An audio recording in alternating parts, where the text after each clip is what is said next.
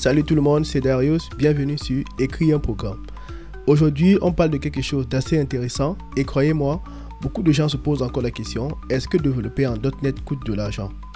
Je vais vous raconter une petite anecdote qui m'a inspiré cette vidéo et ensemble, on va clarifier ce sujet pour que vous puissiez tout savoir sur le modèle gratuit et payant de .NET et des outils Microsoft.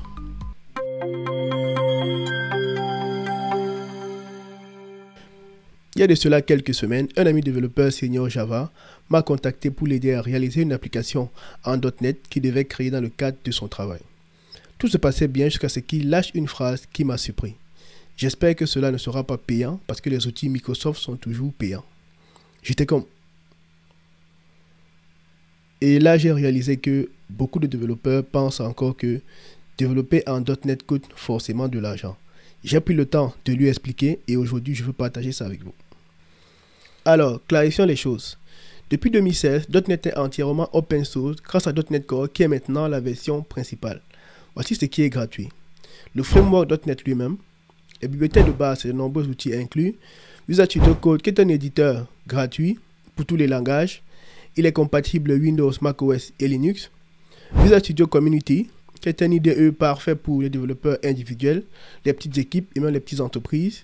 Il est compatible uniquement en Windows. Rider pour usage non commercial qui est compatible Windows, macOS et Linux.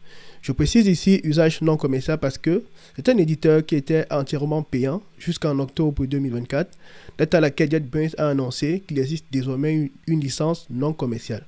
Si ce sujet vous intéresse, faites-le moi savoir dans les commentaires et je ferai une vidéo pour donner plus de détails. Avec tout ça, vous pouvez développer des applications web, desktop, mobile, cloud, des jeux vidéo et bien plus encore sans dépenser un seul centime. Oui, j'ai bien dit un seul centime. Maintenant, quand est-ce que ça devient payant? Si vous avez besoin de fonctionnalités avancées comme celles incluses dans Visual Studio Professional ou encore Enterprise, si vous travaillez dans une entreprise avec une équipe importante et des besoins en collaboration poussés, certains services comme Azure pour l'hébergement, Azure DevOps pour le travail en équipe et le DevOps ont des coûts liés. Mais honnêtement, pour un développeur individuel, une petite équipe ou une petite entreprise, vous pouvez faire 99 voire 100% du travail gratuitement avec les outils Microsoft. En plus d'être gratuit, .NET est cross-platform. Il fonctionne sur Windows, macOS et Linux. Il est performant, c'est l'un des frameworks les plus rapides du marché. Il est soutenu par une communauté massive et est mis à jour régulièrement par Microsoft et les développeurs du monde entier. Alors, que retenir? .NET est gratuit pour la majorité des besoins des développeurs. Si vous avez des besoins avancés ou professionnels, oui, certains outils peuvent être payants. Mais cela reste un choix en fonction de vos objectifs. Si vous avez aimé la vidéo, pensez à liker, à vous abonner et à partager autour de vous pour casser les idées reçues sur .NET et les outils Microsoft. Dites-moi en commentaire si vous utilisez .NET et ce que vous en pensez. A très bientôt pour une prochaine vidéo.